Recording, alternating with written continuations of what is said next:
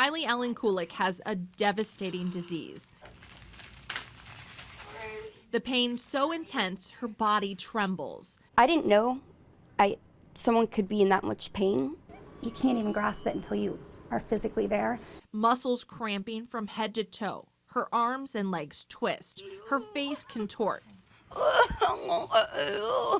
Stiff person syndrome flare-ups make this teenage girl nearly unrecognizable. I mean, the way that my body distorts is unbelievable. Her face distorts. I don't even recognize my own child sometimes.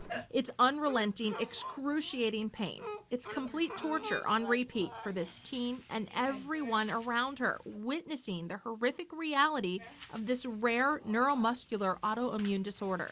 To watch your kid, just sick with the flu and a fever is heartbreaking, let alone something that is attacking her body and torturing her over and over and not being able to help. I don't think there's words. It's pure heartache. I almost compare it like to a Charlie horse, but all over your body, like a non-stop Charlie horse, all up and down your legs, all up in your shoulders, in your back, in your everywhere. Kylie's been battling this disorder since she was 8 years old, spending her childhood trying to figure out what is making her so sick. There are definitely days where I bawl, I cry, I question things, I get mad, I get frustrated. Kylie's fighting to survive on a path of unknowns. With a disease so rare, the odds are 1 in a million. And there are far more questions than answers. She amazes me every day because this is not easy. Her mom describes it as chasing a ghost. Helpless. You feel helpless, and you want to take it away. You would in a heartbeat. Over the years, her symptoms have gone from bad to worse, her body attacking itself. It can be anxiety-provoking as well as physiologically just painful. Having attacks that last 6 hours, 3 hours, I'm exhausted. It's exhausting not only for me, but for the people that are holding me and helping me. I'm in constant amazement. She's a fighter. It's sometimes a little feisty. No teenager should have to spend this much time in a hospital, and for a mother, obviously, this is a nightmare. But somehow, despite it all, Kylie finds a way to inspire everyone around her. If you're in the room when the worst symptoms flare up, you may find yourself helping to hold her down so her bones don't break and her ligaments don't tear. That's how this hospital security guard met Kylie, and it's safe to say she made a big impression on him. When you realize just how long she's gone through this, just how brave and how strong she can be, it really just puts you in this state of wonderment. Her determination, inspiring. So she gives me that strength.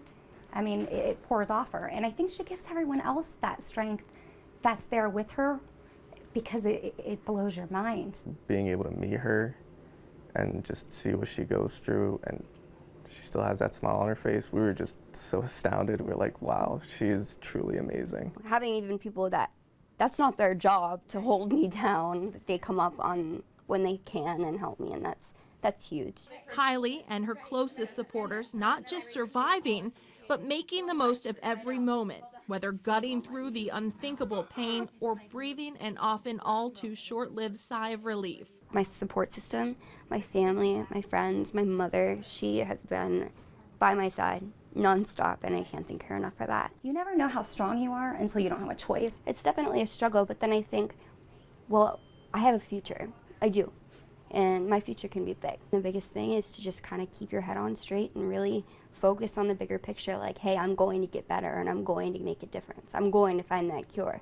And yes, this sucks, but what's my outcome? The rare diagnosis, years in the making, means Kylie has a team of doctors here in Erie and across the country. They're working to manage her symptoms, move research forward, and give this young lady her life back. We have some medications that are recommended, but unfortunately, every time you give a medication, they take a while to circulate through the system, so you're still ending up watching someone suffer for some time. And it can be difficult to help console the patient and the family and your team members who are working at that time.